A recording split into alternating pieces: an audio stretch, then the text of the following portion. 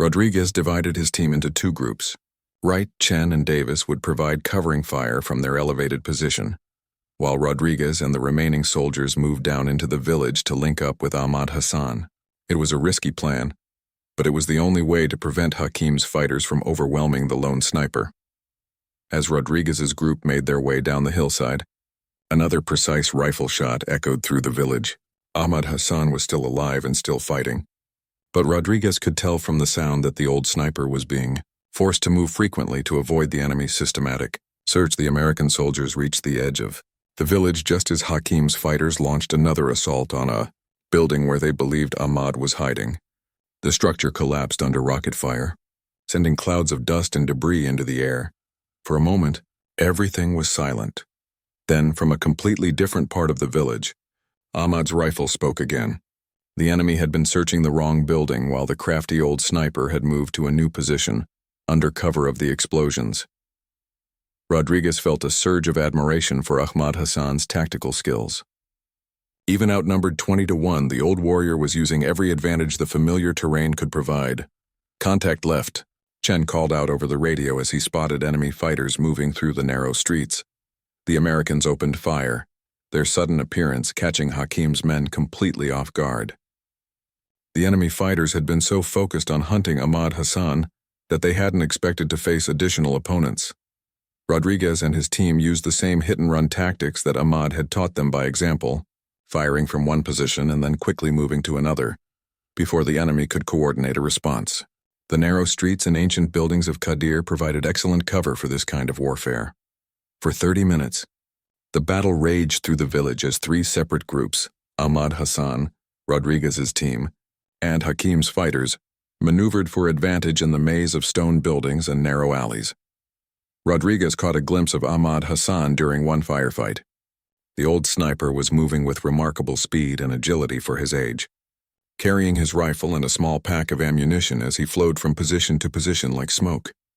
Their eyes met for just a moment across a rubble-strewn street, and Ahmad nodded slightly in acknowledgement before disappearing into the shadows again. The tide of battle began to turn as Hakim's fighters realized they were facing coordinated opposition from multiple directions. Several of them broke off from the main group and began retreating toward the hills, unwilling to continue a fight that was costing them heavily. But Rashid Hakim himself was not ready to give up. Rodriguez heard him shouting orders in the local dialect, rallying his remaining fighters for one final assault. That's when disaster struck. An enemy rocket-propelled grenade struck the building where Wright's team was providing overwatch. The explosion lit up the night sky, and Rodriguez heard Wright's voice over the radio, strained with pain. "We're hit. Davis is down and Chen's trapped under debris." Rodriguez felt his heart sink. His decision to help Ahmad Hassan had resulted in his own men being wounded, possibly killed. The weight of command had never felt heavier.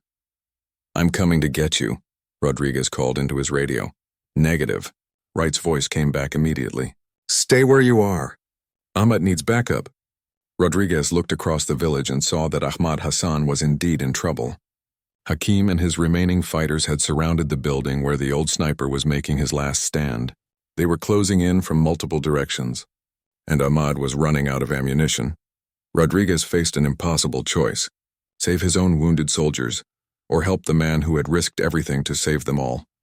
Ahmad Hassan made the choice for him.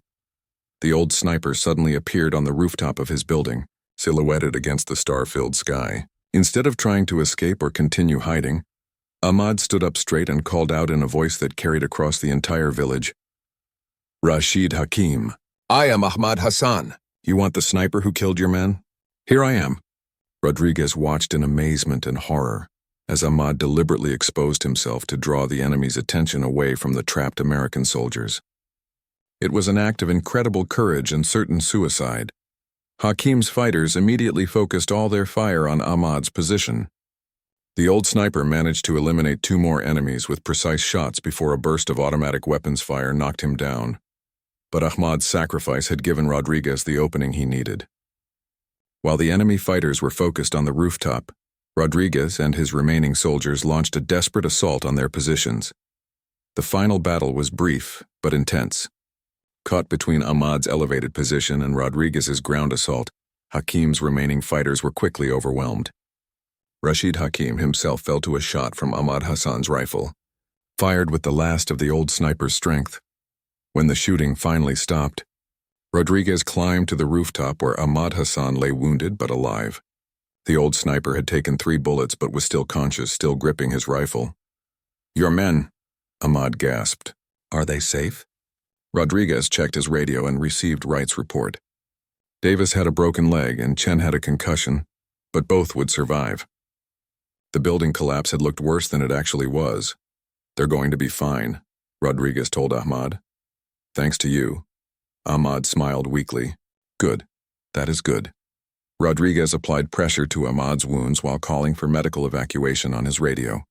He knew they would all face serious consequences when they returned to base, but at that moment he didn't care about regulations or court-martial proceedings. "Why?" Rodriguez asked as they waited for the helicopters to arrive. "Why did you risk everything for people you barely knew?" Ahmad was quiet for a long moment, looking up at the stars above his village. "My son was a soldier," he said finally. "He died fighting the Taliban 5 years ago. He was about the same age as your young friend Chen." Rodriguez felt a lump form in his throat. "When I saw you and your men trapped in this village, I saw my son and his friends," Ahmad continued. "I could not save my boy, but I could save you. Sometimes that is all we can do. Save the ones we can save." The helicopters arrived 20 minutes later, bringing medical teams and angry superior officers. Rodriguez and his men were immediately placed under arrest for disobeying orders and conducting unauthorized operations. But as Rodriguez watched the medics carefully load Ahmad Hassan onto a stretcher, he felt no regret about his decision. Some rules were worth breaking. Some risks were worth taking. Some bonds between soldiers transcended nationality, language, and military protocol. 6 months later, after a court-martial that attracted international attention, Rodriguez and his team received letters of reprimand but avoided prison time. The story of the Afghan sniper who saved American lives had captured public imagination, and military leadership found it difficult to severely punish soldiers who had risked everything to help someone who had helped them. Ahmad Hassan recovered from his wounds and eventually moved to America, where a grateful government granted him citizenship for his service to coalition forces. He settled in Texas, not far from Rodriguez's hometown. On quiet evenings, the two men sometimes sat on Ahmad's porch, sharing stories about their families and their experiences in a war that had brought them together in the most unlikely circumstances. They had learned that courage comes in many forms, that honor knows no borders, and that sometimes the most important battles are fought not for countries or causes, but for the simple principle that good people should help each other when they can. In the end, that was all that really mattered. Rodriguez waited until the early morning hours before approaching his men. One by one, he quietly woke Wright, Chen, Davis, and the other soldiers who had been with him during the ambush. He gathered them in a storage room away from the main barracks, where they could talk without being overheard. "I'm going to tell you something, and then you're each going to make a choice that could affect the rest of your lives," Rodriguez began. "Ahmad Hassan is in danger. Intelligence reports say Rashid Hakim is planning to attack his village tonight, specifically looking for the sniper who helped us." The men exchanged glances in the dim light of the storage room. Wright was the first to speak. "What are you thinking, Sarge?" "I'm thinking that Ahmad Hassan saved our lives and now we have a chance to save his," Rodriguez replied. "But I want to be clear about something. This would be completely unauthorized. If we get caught, we'll all face court-martial. If we don't get caught but something goes wrong, we could all end up dead." Chen, despite being the youngest member of the team, spoke up immediately. "I'm in. Ahmad Hassan didn't have to help us, but he did. Now it's our turn." Davis nodded in agreement. "That old man could have let us die in that village. Instead, he risked his own life to save ours. I don't care what the regulations say." One by one, each member of the team volunteered for what they all knew was essentially a suicide mission. Rodriguez felt a mixture of pride and terror as he looked at these soldiers who were willing to risk everything for a man they had known for only a few hours. "All right," Rodriguez said finally, "here's what we're going to do." The plan was simple but dangerous. They would wait until the regular evening patrol left the base, then slip out through a section of the perimeter fence that Rodriguez knew had a blind spot in the security cameras. They would travel light and fast, reaching the village of Qadir just before Hakim's attack was scheduled to begin. The biggest challenge would be getting weapons and ammunition without alerting the base's supply officers. Wright solved that problem by pointing out that their gear from the previous mission hadn't been properly inventoried yet due to the emergency nature of their extraction. As far as the paperwork is concerned, Wright explained, we still have all our original equipment. Nobody will miss what's already supposed to be missing. Rodriguez knew this was splitting hairs, but he was past the point of worrying about minor regulations. They were already planning to violate so many orders that a little creative equipment management hardly mattered. As evening approached, Rodriguez and his team made their final preparations. They each wrote letters to their families just in case things went badly. Rodriguez sealed his letter to Maria in an envelope and left it hidden in his personal belongings with instructions for Wright to send it if Rodriguez didn't return. The escape from the base went smoothly. Years of routine patrols had made the guards predictable, and Rodriguez's team slipped through the perimeter fence during a shift change. When the new guards were still settling into their positions, the 15-kilometer journey to Qadir took them through some of the most dangerous terrain in the region. They moved in single file, using night vision equipment to navigate the rocky paths that wound between the hills. Every shadow could hide an enemy patrol. Every sound could signal an ambush. But Rodriguez found himself thinking less about the immediate dangers and more about Ahmad Hassan. What kind of man risked his life for strangers? What experiences had shaped the old sniper into someone who would sacrifice his own safety to save American soldiers he had never met? They reached the outskirts of Qadir just as the moon was setting behind the western hills. The village looked exactly as it had 3 nights earlier. Ancient stone buildings clustered around narrow streets, surrounded by olive groves and crumbling walls that had witnessed centuries of conflict. Rodriguez signaled for his team to take up defensive positions on the high ground overlooking the village. From their vantage point, they could see the entire area and would be able to provide covering fire if needed. Movement to the north, Davis whispered into his radio. Looks like our friends have arrived. Through his binoculars, Rodriguez could see dark figures moving through the olive groves toward the village.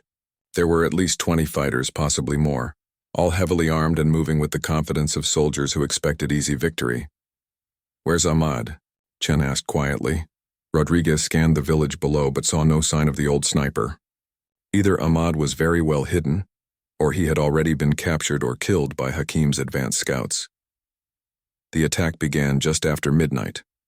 Hakim's fighters surrounded the village and began systematically searching house by house, looking for the mysterious sniper who had interfered with their previous operation. Rodriguez could hear shouting in the local dialect and the sounds of doors being kicked in as the searchers grew more frustrated. Then they heard a scream.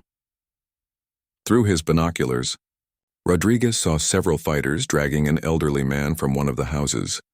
Even at a distance, Rodriguez could tell the man was badly beaten. Other villagers were being forced to watch as Hakim's men prepared to make an example of their prisoner. That's not Ahmad, Wright observed. Wrong build, wrong age. Rodriguez realized that Hakim's fighters were torturing innocent villagers in their search for Ahmad Hassan. These people had done nothing wrong except live in the same village as the man who had helped American soldiers. Sarge, Chen whispered urgently, we have to do something. Rodriguez felt torn between his desire to help the innocent villagers and his knowledge that revealing their position would doom any chance of actually saving Ahmad Hassan. If they opened fire now, they would give away their advantage and probably get everyone killed. That's when they heard it, the distinctive crack of a high-powered rifle firing from somewhere within the village. One of Hakim's fighters dropped instantly, killed by a single precise shot. The other fighters immediately took cover and began searching for the source of the gunfire. Ahmad's still alive, Davis said with obvious relief. Another shot echoed through the narrow streets, and another enemy fighter fell. Rodriguez realized that Ahmad Hassan was using the same tactics he had employed 3 nights earlier, picking off the enemy one by one from concealed positions, using his superior marksmanship to even the odds. But this time was different. Hakim had brought many more fighters, and they were specifically hunting for a sniper. They began systematically destroying potential hiding spots, firing rocket-propelled grenades into buildings where Ahmad might be concealed. Rodriguez watched in horror as ancient homes that had stood for generations were reduced to rubble in a matter of minutes. Somewhere in that chaos, Ahmad Hassan was fighting for his life against overwhelming odds. "We can't just sit here and watch," Wright said, voicing what they were all thinking. Rodriguez made another decision that went against every rule in the military handbook. "All right, here's what we're going to do. We're going to give Ahmad Hassan the backup he deserves." As Rodriguez and his team prepared to enter the battle, none of them knew that they were about to witness something that would change their understanding of courage, sacrifice, and what it truly means to be a soldier. 2 hours passed before Rodriguez heard the distant sound of helicopter rotors cutting through the night air. The noise grew steadily louder until 2 Blackhawks appeared over the village, their searchlights sweeping across the narrow streets and ancient buildings. "American Patrol. This is Rescue 1, came the voice over Rodriguez's backup radio, which Wright had managed to repair using parts from their damaged equipment. "We have your location. Prepare for immediate extraction." Rodriguez felt a wave of relief wash over him as the helicopters circled the village, looking for a safe landing zone. Ahmad Hassan had kept his promise. Somehow the old Afghan had managed to reach the clinic and contact Forward Operating Base Kestrel. The extraction went smoothly. Within minutes, Martinez and Johnson were loaded onto the medical helicopter and heading back to base for emergency treatment. Rodriguez and the rest of his team climbed aboard the second helicopter, grateful to be alive and heading home after what had seemed like certain death just hours earlier. As the helicopter lifted off, Rodriguez looked down at the village of Qadir one last time. Somewhere in those shadows, Ahmad Hassan was probably watching their departure, but Rodriguez couldn't see any sign of the mysterious sniper who had saved their lives. Back at Forward Operating Base Kestrel, Rodriguez found himself facing a barrage of questions from his commanding officer, Major Patricia Williams.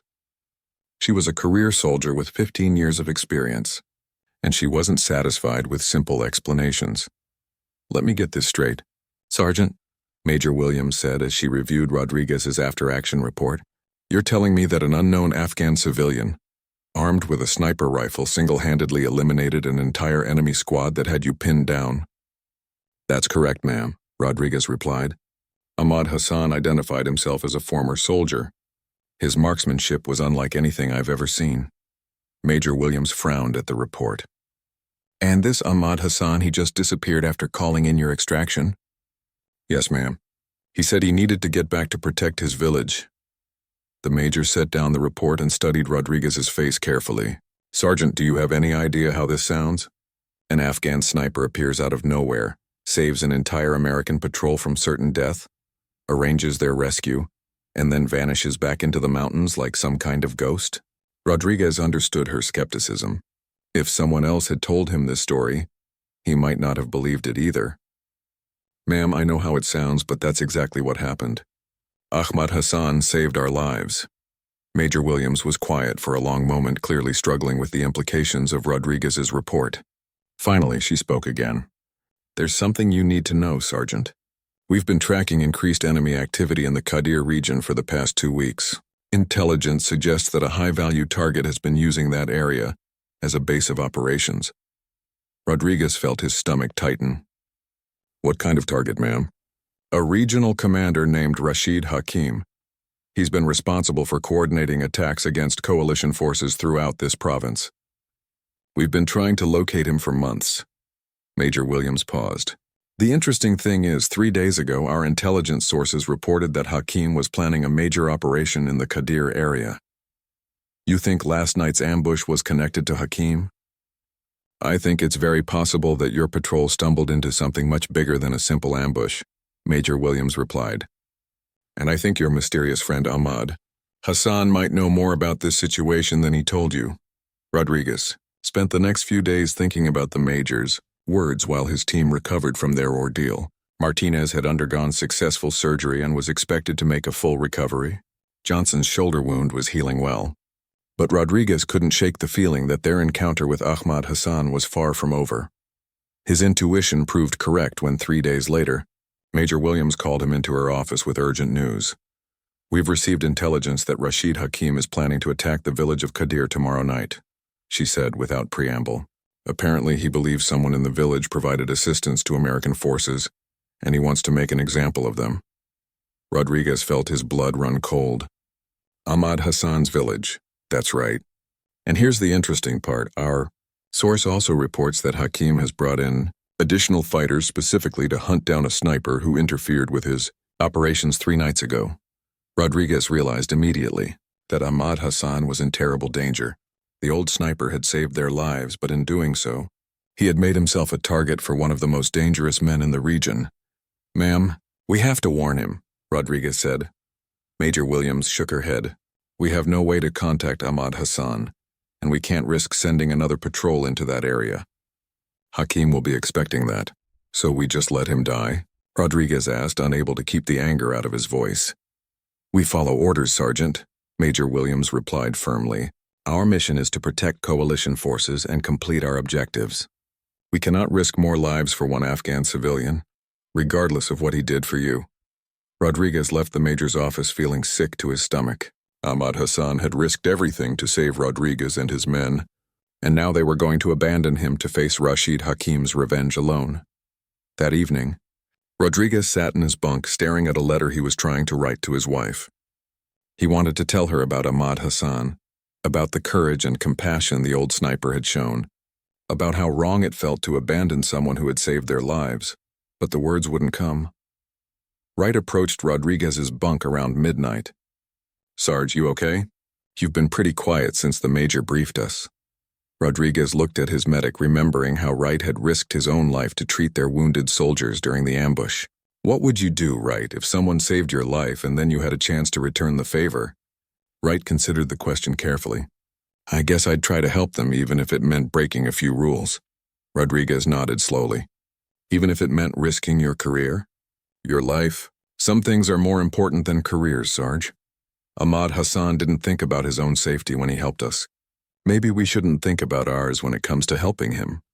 Rodriguez looked around the barracks at his sleeping soldiers. These men had followed him into danger before, and they had always trusted his judgment. Now he was facing the most difficult decision of his military career. Major Williams had made it clear that any unauthorized action would result in court-martial proceedings. But Rodriguez couldn't stop thinking about Ahmad Hassan's words. Sometimes war is not about sides. Sometimes it is just about what is right and what is wrong. As Rodriguez lay in his bunk that night, he made a decision that would change the course of his life. Tomorrow night, while Rashid Hakim and his fighters attacked the village of Qadir, Rodriguez would find a way to be there. He owed Ahmad Hassan that much. The only question now was whether any of his men would be willing to risk everything to help a stranger who had already given them more than they could ever repay. The silence that followed the gunfire was deafening. Rodriguez and his men remained frozen in their positions, hardly daring to breathe as they waited for some sign of what would happen next. The mysterious sniper had stopped shooting, and the enemy fighters seemed to have vanished into the darkness beyond the village. Minutes passed like hours as the soldiers listened to the night sounds returning to normal. Somewhere in the distance, a dog barked. The wind rustled through the olive trees that surrounded the village, but there was no sound of human movement, no whispered voices plotting another attack. "Sarge," Wright whispered, "think it's safe to check on Johnson and Martinez?" Before Rodriguez could answer, the voice from the darkness spoke again. "You may move now, but stay low. There may still be enemies in the area." Rodriguez made a decision that went against every instinct developed through years of military training. "Who are you?" he called out into the darkness. "Identify yourself." A long pause followed, during which Rodriguez wondered if he had made a terrible mistake. Then the voice replied closer now, as if the speaker was moving toward their position. "My name is Ahmad Hassan. I was a soldier once, like you. Now I am just an old man who remembers what it means to fight for something bigger than himself." Rodriguez heard footsteps approaching slowly across the cobblestones. A figure emerged from the shadows, moving with the careful gait of someone who understood the importance of not appearing threatening. In the starlight, Rodriguez could make out a tall, thin man with a graying beard, carrying a rifle that looked like it had seen decades of use. Ahmad stopped about 10 feet away from their position and slowly placed his rifle on the ground.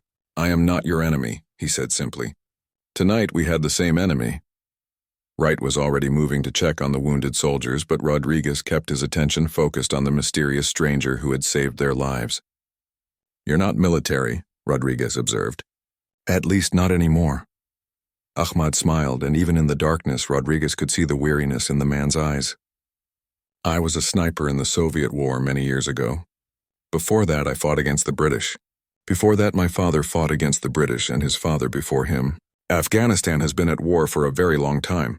Why did you help us? Rodriguez asked. The question had been burning in his mind since the shooting stopped. Ahmad was quiet for a long moment, looking up at the stars visible above the village. The men who attacked you tonight, they are not from this village. They came from outside, bringing their war to people who only want to live in peace. They killed an old woman yesterday because she gave water to a lost child. They burned the house of a family who refused to help them. Rodriguez began to understand. So this wasn't about helping Americans. This was about protecting your people. Perhaps it was both, Ahmad replied. In war, the reasons we fight are not always simple. But tonight, stopping those men was the right thing to do, regardless of who they were attacking. Wright called out softly from where he was treating the wounded soldiers. Sarge, Johnson's going to be okay, but Martinez needs real medical attention soon. He's lost a lot of blood. Ahmad overheard and walked over to where Wright was working. Without asking permission, he knelt down and examined Martinez's wounds with the practiced eye of someone who had seen his share of battlefield injuries. The shrapnel missed the major arteries, Ahmad said after a moment. But you are right, he needs surgery soon or infection will set in. He looked at Rodriguez. Your base, how far? 15 kilometers, Rodriguez replied. But we lost our radio in the ambush. No way to call for extraction. Ahmad nodded thoughtfully. There is a way. My nephew works at the medical clinic in the next village. He has a radio that can reach your base. But someone would need to go there and contact your people. I'll go, Chen volunteered immediately. No, Rodriguez said firmly. We stick together. That was the rule when we came in, and it's still the rule now. Ahmad studied the young American soldiers for a moment, then made a decision that would change all their lives. I will go. I know these mountains better than anyone, and I can move without being seen. You stay here and take care of your wounded. I will bring help. Rodriguez felt uncomfortable accepting help from a stranger, especially one who had just admitted to fighting against various armies over the decades. But Martinez was getting worse, and they had few options. Why would you do that for us? Rodriguez asked. You already saved our lives. You don't owe us anything more. Ahmad picked up his rifle and checked the action with the fluid movements of someone who had handled weapons for most of his life. When I was young, like your friend there, he nodded toward Chen, I thought war was about choosing sides. You fight for your country, your religion, your tribe, and everyone else is the enemy. He paused, looking out at the village where he had spent most of his life. But I am old now, and I have seen too much death. I have learned that sometimes war is not about sides. Sometimes it is just about what is right and what is wrong. Rodriguez found himself genuinely moved by the old Afghan's words. How do we know you'll come back? How do we know this isn't some kind of trick? Ahmad smiled again, and this time there was something almost fatherly in his expression. Young Sergeant, if I wanted you dead, you would already be dead. I am very good at what I do, and you were trapped in this village for many hours. The logic was undeniable, and Rodriguez realized he was going to have to trust this stranger who had appeared out of nowhere to save their lives. Besides, Ahmad continued, those men who attacked you tonight, they will be back. Maybe not tonight, maybe not tomorrow, but they will return with more fighters. They do not like to lose face. This village will not be safe until they are dealt with permanently. Rodriguez felt a chill that had nothing to do with the cold night air. What are you saying? I am saying that tonight's battle was just the beginning. Those men have friends, and those friends will want revenge. Your presence here has made this village a target. Ahmad shouldered his rifle with practiced ease. I will radio your base and tell them where to find you. But after tonight, neither you nor the people of this village will be safe until this matter is finished. Without waiting for a response, Ahmad melted back into the shadows with the silent grace of someone who had spent a lifetime moving unseen through dangerous territory. Rodriguez stared after him, wondering if he had just made a deal with an angel or a devil. Wright looked up from where he was monitoring Martinez's condition. Think he'll really help us, Sarge? Rodriguez considered the question carefully. I think, he said finally, that we're about to find out what kind of man Ahmad Hassan really is. In the distance, barely audible above the night wind, they could hear the sound of someone moving quickly through the rocky terrain that surrounded the village. Ahmad Hassan was keeping his word, but Rodriguez couldn't shake the feeling that accepting the old sniper's help had set in motion a chain of events that none of them could control. Darkness fell over Qadir like a heavy blanket, bringing with it a silence that felt more threatening than the gunfire had been. Rodriguez pressed himself against the cold stone wall and listened to the sounds of the enemy moving through the shadows. Footsteps scraped against ancient cobblestones, and whispered voices carried on the night air as the fighters repositioned themselves for what everyone knew would be the final assault. The temperature had dropped significantly since sunset, but Rodriguez barely noticed the cold. His mind was focused entirely on keeping his men alive for as long as possible. He counted their remaining ammunition again, enough for maybe 10 minutes of sustained fighting if they were careful, 5 minutes if the enemy rushed them all at once. Wright had done what he could for the wounded soldiers, but Johnson's shoulder wound was bleeding badly, and Martinez was struggling to stay conscious from blood loss. Without proper medical evacuation, both men would be in serious trouble even if they somehow survived the next few hours. "Sarge?" Chen whispered, his voice barely audible above the distant sounds of enemy movement. "My mom always said I'd make it home. You think she was right?" Rodriguez looked at the young soldier's face, barely visible in the starlight. "Your mom sounds like a smart woman. I wouldn't bet against her." But even as he spoke the words, Rodriguez felt doubt gnawing at him. The enemy had them completely surrounded, and they were clearly preparing for a coordinated attack from multiple directions. Once that attack began, it would all be over very quickly. A new sound reached their ears, the scraping of metal against stone as weapons were being positioned. Rodriguez realized the enemy fighters were setting up machine gun nests at key points around their perimeter. They weren't taking any chances with this final assault. "Movement on the north rooftop," whispered Sergeant Davis from his position behind the broken truck. "Looks like they're getting ready to light us up."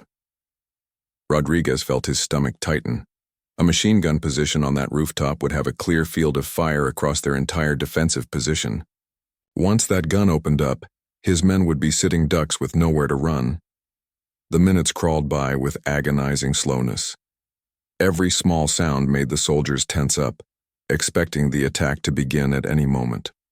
Rodriguez found himself thinking about the letters he had written to his family but never sent, about the conversations he wished he could have one more time, about all the ordinary moments that now seemed infinitely precious. Then, cutting through the darkness like a knife, came a sound that made Rodriguez's blood run cold, the distinctive whine of an incoming rocket-propelled grenade. "RPG!" he shouted, and his men pressed themselves as low as possible against their cover. The explosion lit up the night sky and sent chunks of stone flying in all directions. The building behind them took the direct hit, collapsing in a thunderous crash that shook the ground beneath their feet. Dust and debris rained down on the soldiers as they tried to stay hidden in their rapidly deteriorating defensive positions. Before the echoes of the first explosion had faded, automatic weapons fire erupted from every direction. The enemy had begun their final assault, and it was even more intense than Rodriguez had feared. Tracer rounds streaked through the darkness, like deadly fireflies, and the sound of bullets striking stone created a constant, terrifying percussion. "Return fire!" Rodriguez ordered, knowing it was probably futile but unwilling to give up without a fight. His men responded with disciplined bursts from their rifles, but they were vastly outnumbered and almost completely exposed. Rodriguez could see muzzle flashes from at least 6 different positions, and he suspected there were more enemies that hadn't revealed themselves yet. A scream from his left told him that another of his men had been hit. Rodriguez couldn't see who it was in the darkness, but he heard Wright's voice calling for everyone to stay down while he tried to reach the wounded soldier. The machine gun on the north rooftop opened fire, its heavy caliber rounds chewing through their stone cover like it was made of paper. Rodriguez knew they had maybe 2 or 3 minutes before that gun found its mark and ended their resistance permanently. That's when they heard it. The sound came from somewhere high above and to the east, a single rifle shot that echoed off the valley walls. It was different from the chaotic automatic weapons fire that had been filling the air. This shot was deliberate, precise, and purposeful. Suddenly, the machine gun on the north rooftop went silent. "What the hell?" Davis whispered from his position. Another rifle shot rang out, this one from a slightly different angle. Rodriguez heard a cry of pain from one of the enemy positions, followed by shouting in the local dialect. The automatic weapons fire began to falter as the enemy fighters tried to figure out what was happening. A third shot and then a fourth, each one delivered with surgical precision from somewhere in the darkness beyond the village. Rodriguez realized that someone with exceptional marksmanship skills, was systematically eliminating the enemy fighters from long range. "Who is that?" Chen asked, his voice filled with amazement and hope. Rodriguez didn't answer because he honestly didn't know. No friendly forces were supposed to be in this area, and their radio had been damaged too badly to call for any kind of support. Yet someone was out there in the darkness, picking off enemy fighters with the kind of precision that only came from years of specialized training. The enemy fire became increasingly sporadic as the mysterious sniper continued his deadly work. Rodriguez could hear confusion and fear in the voices of the fighters as they tried to locate their unseen enemy. Some of them began falling back from their positions, unwilling to stay exposed to the invisible threat that was systematically destroying their coordinated attack. A voice called out from the darkness in heavily accented English, "American soldiers, stay in your positions. Do not move until I tell you." Rodriguez felt a surge of hope mixed with confusion. Who was this mysterious ally, and how had he appeared at exactly the right moment to save their lives? The voice didn't sound American, but it definitely belonged to someone who was trying to help them. Another precise rifle shot eliminated a sniper who had been hiding in a second-floor window. The enemy's coordinated assault was falling apart as their fighters either fled or fell victim to the mysterious marksman who seemed to be able to see everything in the darkness. "This is impossible," Wright whispered. "How can anyone shoot that accurately in complete darkness?" Rodriguez didn't have an answer, but he wasn't about to question their good fortune. For the first time since the ambush began, he allowed himself to believe that they might actually survive this nightmare. The sounds of enemy movement began to fade as the remaining fighters retreated from the village. The mysterious sniper continued to fire occasionally, apparently pursuing the fleeing enemies and ensuring they didn't regroup for another attack. In the sudden quiet that followed, Rodriguez and his men remained motionless, afraid to believe that their ordeal might actually be over. They had been certain they were going to die in this forgotten village, and now someone had appeared out of nowhere to save their lives. The night air filled with an eerie silence that was somehow more unsettling than the gunfire had been. The morning sun cast long shadows across the dusty Afghan village as Sergeant Michael Rodriguez adjusted his radio equipment one final time. His team of 8 soldiers had been stationed at Forward Operating Base Kestrel for 6 months, but this mission felt different.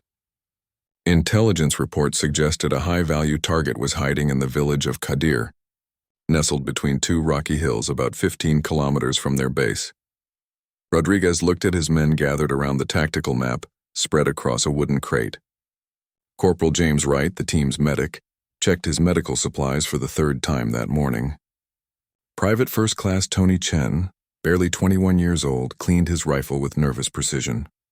The other soldiers prepared their gear with the quiet efficiency that comes from months of working together in dangerous territory. "Listen up," Rodriguez said, his voice carrying the authority of someone who had led men through countless dangerous situations. "This is supposed to be a simple reconnaissance mission. We go in, observe, gather intelligence, and get out. No heroics, no unnecessary risks. We stick together, we watch each other's backs, and we all come home." The village of Qadir sat in a valley surrounded by ancient olive trees and crumbling stone walls. It had been home to about 300 people before the war reached their doorstep. Now, only a handful of elderly residents remained, too stubborn or too poor to leave the place their families had called home for generations. As the team moved through the narrow streets, Rodriguez noticed how eerily quiet everything seemed. Dogs that usually barked at strangers were nowhere to be seen. Windows that normally showed signs of life behind their shutters remained dark and silent. Even the children, who typically watched foreign soldiers with curious eyes, had vanished from sight. Wright touched Rodriguez's shoulder and pointed to a building on their left. "Sarge, something doesn't feel right. Where is everyone?" Rodriguez nodded, feeling the same unease creeping up his spine. He had learned to trust his instincts over the years, and right now those instincts were screaming that they had walked into a trap. He raised his hand, signaling for the team to stop and take defensive positions. That's when they heard the first shot. The bullet struck the wall inches from Chen's head, sending chips of ancient stone flying through the air. Before anyone could react, the narrow street erupted in gunfire from multiple directions. Muzzle flashes sparked from rooftops, windows, and doorways as enemy fighters revealed their positions. "Ambush! Take cover!" Rodriguez shouted over the deafening sound of automatic weapons fire. His team scattered, diving behind whatever protection they could find. Wright pulled Chen behind an overturned cart, while Rodriguez and 2 other soldiers pressed themselves against a thick stone wall. The remaining team members found shelter behind a broken-down truck that had been abandoned in the street. The enemy fire was intense and well-coordinated. Rodriguez realized with growing dread that they were completely surrounded. Every possible escape route was covered by hostile fighters who had obviously planned this ambush carefully. They knew exactly when and where the American patrol would arrive. "How many do you count?" Rodriguez called out to his men between bursts of gunfire. "At least 20, maybe more," Wright shouted back. "They've got us pinned from the north and east." "West side too," came another voice. "They're on every rooftop." Rodriguez felt his heart sink as he assessed their situation. 8 soldiers against at least 20 well-positioned enemy fighters, with no immediate backup available and limited ammunition. Their radio had been damaged in the initial moments of the ambush when Rodriguez dove for cover. Even if they could call for help, the nearest friendly forces were too far away to arrive in time. The enemy fighters showed no signs of rushing their attack. They seemed content to keep the Americans pinned down, picking away at their defenses shot by shot. Rodriguez understood their strategy. They would wait until the soldiers ran out of ammunition, then move in for the kill. Hours passed like days as the gunfight continued. The Afghan sun climbed higher in the sky, turning their stone shelter into an oven. Sweat poured down the soldiers' faces as they conserved their ammunition, only returning fire when they had clear targets. Chen, the youngest member of the team, looked pale and shaken. This was his first major firefight, and Rodriguez could see the fear in the young man's eyes. "Stay calm, son," Rodriguez whispered during a brief lull in the shooting. "We're going to get through this." But privately, Rodriguez wasn't sure how. They had already used more than half their ammunition, and the enemy showed no signs of backing down. Worse, he could see movement on the rooftop, suggesting the fighters were trying to flank their positions. As afternoon shadows began to lengthen, Wright crawled over to Rodriguez's position. "Sarge, we've got wounded. Johnson took a bullet in the shoulder, and Martinez has shrapnel in his leg. They need medical attention." Rodriguez closed his eyes for a moment, feeling the weight of command pressing down on him. These men trusted him to bring them home safely, and now it looked like he might have led them to their deaths in this forgotten village in the middle of nowhere. The enemy fire intensified as evening approached. Rodriguez could hear voices calling out in the local dialect, and he didn't need a translator to understand the tone. The fighters were getting ready for a final assault. "Check your ammunition," he ordered quietly. "Make every shot count." His men responded with the quiet professionalism he had come to expect from them, but Rodriguez could see the resignation in their faces. They all understood their situation. They were outnumbered, outgunned, and cut off from any hope of rescue. As darkness began to fall over the village, Rodriguez prepared himself for what might be their last stand. He thought about his wife Maria back home in Texas, about the letter he had written but never sent, about all the things he wished he had said to the people who mattered most in his life. The enemy fighters began moving closer, taking advantage of the growing darkness to advance on the Americans' positions. Rodriguez could hear their footsteps echoing off the stone walls as they prepared for the final assault that would end this long, desperate day. In the gathering darkness, surrounded by enemies and running low on hope, Rodriguez and his men prepared to make their last stand in the ancient village of Qadir.